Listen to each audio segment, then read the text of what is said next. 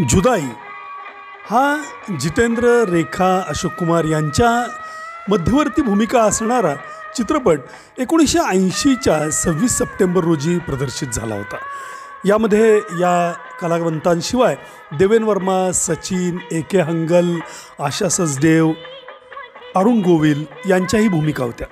मानवी अहंकारामुळं घरं कशी फुटतात हे दाखवण्याचा एक कौटुंबिक प्रयत्न यामध्ये दिग्दर्शक टी रामाराव यांनी केलेला होता. याची निर्मिती प्रसाद आर्ट पिक्चर्स यांची होती.